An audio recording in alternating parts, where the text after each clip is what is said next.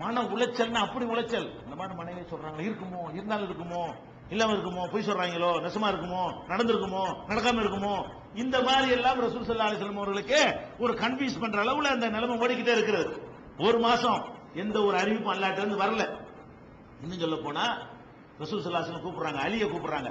ஊர் பூரா பேசுறாங்கப்பா, அலியே என்ன சொல்ற, ஐடியா என்ன சொல்ற, என்ன செய்யலாங்கிற. அலி என்ன பண்றாரு, ஏன் உங்களுக்கு மனைவியா கிடைக்காது, அத்து விட்டு வேற பாருங்க அப்படின்னு அவர் சொல்றாரு. அதனாலதான் அலி ரலியல்லாஹு அவங்களுக்கு பிடிக்காதுமாங்க. அலி ரலியல்லாஹு யுத்த ஒட்டக போர் நடந்தது, அவங்களுக்கும் அலி ரலியல்லாஹுக்கு பொதுவாக இயற்கையா பல விஷயங்கள்ல மோதல் நடந்திருக்கிறது. இவங்க சம்பந்தமா மசூரா கேட்கும் பொழுது அலி ரலியல்லாஹு என்ன செஞ்சிருக்கான்னு தெரியாதுன்னு சொல்லியிருக்கலாம். அவர் என்ன சொல்றாரு, ஏன் உங்களுக்கு நான் பொண்ணா கிடைக்கல, பேசாம அனுப்பி விட்டு போறீங்களா அப்படின்னு அவர் சொன்னாரு. இது எல்லாமே புகாரியில் நான் சொல்லக்கூடிய இவ்வளவுமே 2661வது ஹதீஸ்ல இருக்குது. புகாரியில 2661 2661 ஹதீஸ்ல இது பார்க்கலாம். அப்ப அலிட்ட போய் அவன் சூரா கேட்கிறாங்க. அப்புறம் உசாமா சொன்ன ரொம்ப நெருக்கமான ஒரு ஆளு, ரசூல் ஸல்லல்லாஹு அலைஹி வஸல்லம் வளர்ப்பு மகனாக இருந்த ஸைதுடைய மகன் உசாமா, அவற்றை உடனே மசூரா கேட்பாங்க. உசாமா நீ என்ன நினைக்கிற? அப்ப இதுல என்ன விளங்குது, ஆயிஷா நாயகி தூய்மையானவர்கள் என்ற விஷயம் அவங்களுக்கு தெரியவில்லை. ஆயிஷா நாயகி தூய்மையானவர்களா இல்லையாங்கிறது மறைவான விஷயம். ஊர்ல சொல்றாங்க, அவங்க தூய்மையா இல்லையான்னு அல்லாஹ்வுக்கு தான் தெரியும். அப்ப ரசூலுல்லாஹ்வுக்கு மறைவான தெரிஞ்சிருந்தாடே, எவன்டா சொன்னது என் மனைவி சுத்தமானவங்க, ஒரு தப்பு நடக்கல அப்படி சொல்லலாம்ல, சொல்ல முடியல. ஏன் அங்கிருந்து அறிவிப்பு வரல, மனிதன்கிற அறிவை கொண்டு அதனால சொல்ல முடியல. உசாமாட்ட கேட்கிறாங்க. உசாமா என்ன பண்றாரு, அவர் நல்ல அபிப்பிராயம் சொல்றாரு. இல்ல நம்ம தெரிஞ்ச வரைக்கும் ஆயிஷா அப்படிப்பட்டவங்க இல்ல, ஆயிஷா பத்தி நம்ம எவ்வளவு பாக்குறோம், அவங்கள மாதிரி ஒழுக்கமான பார்க்க முடியாது அப்படின்னு நம்ம உசாமா சொல்றாங்க. அதுக்கப்புறம் ரசூலுல்லாஹ் என்ன பண்றாங்க, ஆயிஷா நாயுடைய வேலைக்கார பொண்ணு பரீரா இருக்காங்க, பரீராவை கூப்பிட்டு கேட்கிறாங்க, பரீராவே நீ என்ன நினைக்கிற? பரீரா என்ன சொல்றாங்க, இல்ல அவங்க அந்த மாதிரியான டாபிக்கே உங்களுக்கு கற்பனை கூட பண்ண இயலாது, அப்படி உங்க பத்திரமாற்று தங்கம் அப்படின்னு அவங்க சொல்றாங்க. இன்னொரு மனைவி ஜெயினப் கூப்பிட்டு கேட்கறாங்க, நீ என்னமா நினைக்கிற? இது எல்லாமே இந்த ஹதீஸ்ல இருக்கு. புகாரில் 2661 ஹதீஸை படிச்சீங்கன்னா ஆயிஷா நாயகி சம்பந்தமாக இன்னும் சொல்ல போனா வீட்டுக்கு வருவாங்க. வீட்டுக்கு வந்தா எந்த ஒரு பேச்சு ஆயிஷா பேச மாட்டாங்க. என்ன சரி சாப்பிட்டியா, சரி அவ்வளவுதான், இவ்வளவு நின்றுமா, வேற எந்த பேச்சும் என்னிடத்துல பேசுவது இல்லை. ஒரு மாச காலத்துக்கு வருவாங்க போவாங்க, அவ்வளவுதான். தவிர என்னிடத்தில் பேசுவதே கிடையாதுன்னு ஆயிஷா நாயகி சொல்றாங்க. அப்ப ஆயிஷா நாயகி அனுபவிச்சு சொல்றாங்க. இத மறைவானது ரசூலுல்லாஹ்வுக்கு தெரியும் என்று இருந்தால் ஏன் விஷயம் தெரிஞ்சிருக்கும்ல. அல்லாஹ் சொல்ற வரைக்கும் தெரியலையே, ஒரு மாசத்துக்கு பிறகு இது அவதூறு, அவர்களை கசையடி கொடுங்கள் சொன்ன பிறகுதான் ஆயிஷா நாயகி சுத்தமானவர்கள் என்பது அல்லாஹ்வுடைய ரசூலுக்கே தெரிய வருது. இப்ப நம்ம விளங்குறோம், பெரிய உயர்ந்த ஆன்மீக நிலையில் உள்ளவராக இருந்தால் கூட எதிர்காலத்தில் உள்ள விஷயம் அல்லது கடந்த காலத்தில் கண்ணுக்கு அப்பால் நடந்த விஷயங்களை ஊகித்தெல்லாம் சொல்ல முடியாது, கண்டுபிடிக்க முடியாது என்பதற்கு இந்த சம்பவம் நமக்கு பெரிய ஆதாரமாக இருக்கிறது. இது ஒரு மேட்ரு. அடுத்து என்னன்னு கேட்டா, நபிகள் நாயகம் ஸல்லல்லாஹு அலைஹி வஸல்லம் அவர்கள், இதெல்லாம் நம்ம ஆழமா பதிய வச்சுக்கணும். இந்த அகீதா, இந்த கொள்கை மாத்திரம் நம்ம உள்ளத்துல சரியா பதிந்தால் பிரெயின் சுத்தமாகும். எப்படி மத்த விஷயங்களை வச்சு நம்ம அமல் சுத்தமாவது, நம்முடைய வணக்க வழிபாடுகள் சுத்தமாவது, அதே மாதிரி நம்முடைய மூளை சிந்தனை தெளிவாக வேண்டும் என்று சொன்னால் இதை திரும்ப திரும்ப பதிய வச்சுக்கிறேன்னு. மனுஷனுக்கு எதிர்காலம் தெரியாது, அல்லாஹ்வுடைய ரசூலுக்கே தெரியும், வேற எவனுக்கு தெரியும் என்கிற ஒரு உறுதிப்பாடு நமக்கு வந்துவிட்டால், அசரத்துல போய் அசரத்து கல்யாணம் வச்சிருக்க நல்ல நாள் பார்த்தாங்கன்னு கேட்கறீங்களே, எப்படி கேட்பீங்க? நல்ல நாள் ஒண்ணு இருக்குதா மார்க்கத்துல? அவருக்கு தெரியுமா? முதல்ல இந்த நாள்ல நீ கல்யாணம் பண்ணா நீ நல்லா இருப்பேன்னு அவருக்கு எப்படி தெரியும்? இந்த நாளில் வெள்ளிக்கிழமை கல்யாணம் பண்ணா, வேற 5ல கல்யாணம் பண்ணா நீ ஆகான் இருப்ப ஓகன் இருப்ப சொல்றாரு. அது எப்படி இவருக்கு தெரியும்? அப்படி இருப்பேன்னு வச்சுக்கிட்டா கூட அதை எப்படி இவர் அறிந்து கொண்டார்? உன்னை மாதிரி அவர் அதுக்கு காலேஜ் இருக்குதா? அதுக்குன்னு ஒரு அடிப்படை ஏதாவது இருக்குதா? அதை அறிந்து கொள்வதற்கு ஒரு இல்மு ஏதாவது இருக்கு, நூல் ஏதாவது இருக்குதா? ஒண்ணும் கிடையாது. அப்ப சும்மா ஊகத்துல விட்டு அடிக்கிறான்னு விளங்கணுமா இல்லையா? நம்ம எப்படி பால் கித்தாப்பு பாக்குறோம், முஸ்லீம்னு சொல்லிக்கொண்டு பால் கித்தாப்பு பாக்குறோம், முஸ்லீம்னு சொல்லிக்கொண்டு அஜரத்துல போய் நல்ல நாள் கெட்ட நாள் பாக்குறோம்.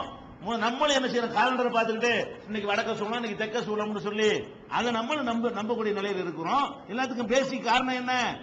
அவன் உணவர்த்த காலண்டர் அவனுக்கு எப்படி தெரியும் வடக்க சூழம்ங்கிறது? வடக்க போனா இன்னைக்கு உருப்படாது, இன்னைக்கு தெற்க போக கூடாதுமாங்க, காலண்டர்ல போட்டிருப்பாங்க. இன்னைக்கு பிரயாணத்து பையெல்லாம் மாட்டிக்கிடுவான், காலண்டரை பார்ப்பான், இன்றைக்கு வடக்க சூழம், ஆஹா வடக்க சூழம்னு போட்டிருக்காங்களே, வடக்க போக கூடாது, வீட்டுல உட்காந்துருவான். நாளைக்கு போவான் தெற்க சூழம்னு போட்டு உட்காந்து தெற்க தான் போக வேண்டிய வேலை இருக்கும், மாட்டேன்ருவான். அப்ப எவனோ ஒருத்தன் காலண்டர்ல பிரிண்ட் பண்ணி வடக்க சூலம்ங்கிறான், நீ வடக்க சூலம்னு என்ன செய்யற, நீ நின்றுக்கிற.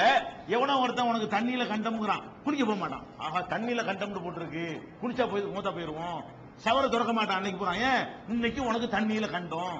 அப்ப தண்ணியில கண்டம்னா தண்ணியை தொடக்கூடாது. இப்படி எல்லாம் நான் நம்புறீங்களப்பா, இது எப்படி அவருக்கு தெரியும்? ஒரு பேச்சுக்கு வச்சுக்கிருவோம், உன் தண்ணியில கண்டனுக்குன்னு வச்சுக்கிறோம், எல்லாம் எழுதியிருக்காண்டு. அதை இவன் படிச்சானா, இவன் இதை பார்த்தானா, இவனுக்கு எப்படி தெரியும் யோசிக்க வேணாமா? அப்ப இது அடிப்படையான விஷயம். அப்ப நபிகள் நாயகம் ஸல்லல்லாஹு அலைஹி வஸல்லம் அவர்கள் ஒரு திருமணத்துக்கு போறாங்க. போனோட அந்த திருமணத்துல சிறுமிகள் சில பாடல்களை படிச்சுக்கிட்டு இருக்காங்க. அந்த பாடல்கள் மார்க்கத்துக்கு முரண் இல்லாத ஒரு பாட்டை படிச்சுட்டு இருக்காங்க. அப்ப ரசூல் ஸல்லல்லாஹு அலைஹி வஸல்லம் அந்த சபைக்கு போன உடனே அந்த சிறுமிகள் எல்லாம் பாட்டை மாத்தி படிக்க ஆரம்பிக்கிறாங்க. என்ன பாட்டு? ஒஃபீனா நபியுன் யஅலமு மா ஃபீ கதின், நாளை நடப்பதை அறியக்கூடிய நபி இதோ வந்து விட்டார் அப்படிங்கிறாங்க. ரசூலுல்லாஹ் வந்த உடனே அந்த சிறுமிகள் அந்த பெண்கள் என்ன படிக்கிறாங்கன்னு கேட்டா, ஒஃபீனா நபியுன் யஅலமு மா ஃபீ கதின், நாளை நடப்பதை அறியக்கூடிய நபி இதோ வந்து விட்டார். ரசூலுல்லாஹ் புகழ்றோங்கிற பேர்ல எதிர்காலத்தை அறிந்த நபி வந்திருக்கிறார் அப்படிங்கிறாங்க.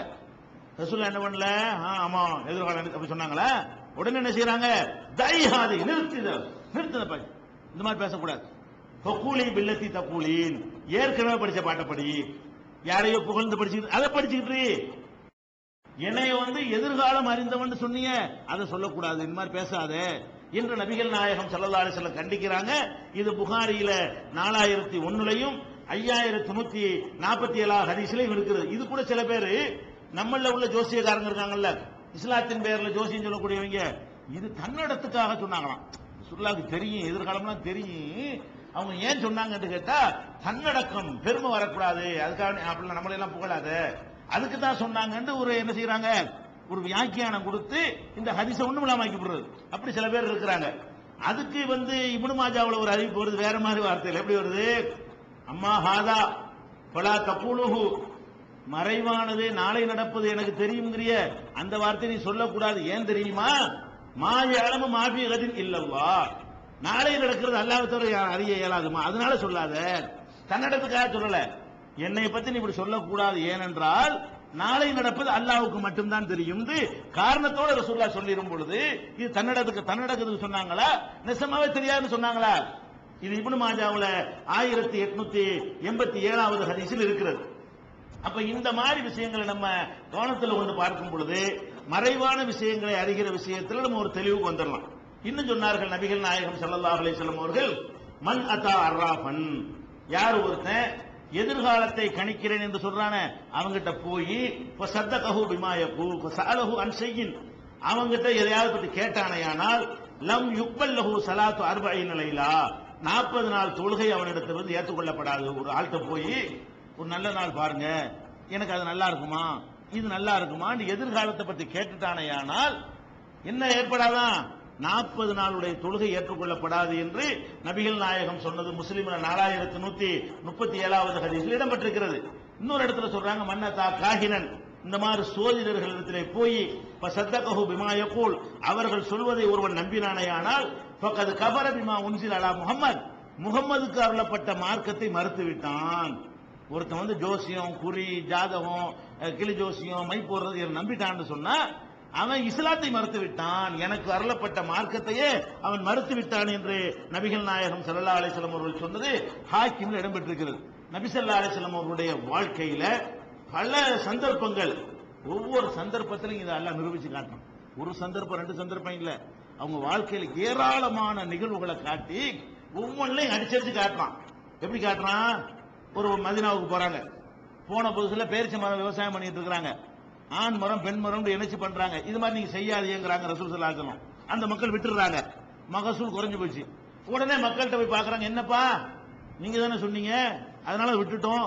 அப்ப ரசூலுல்லாஹ் சொல்றாங்க, நான் சொன்னா கேட்காதீங்க, மார்க்க விஷயத்துக்கு சொன்னா கேளுங்க, தீன விஷயத்தோட நோம்பு அதை சொன்னா கேளுங்க, விவசாய விஷயம் நானா ஒரு ஊகமா சொன்னதானப்பா, இதெல்லாம் எனக்கு தெரியவா செய்யும்னு சொல்லி நபிகள் நாயகம் ஸல்லல்லாஹு அலைஹி வஸல்லம் சொன்ன செய்தியை முஸ்லிம்ல 4357, 4356, 4358 இதெல்லாம் பார்க்கலாம்.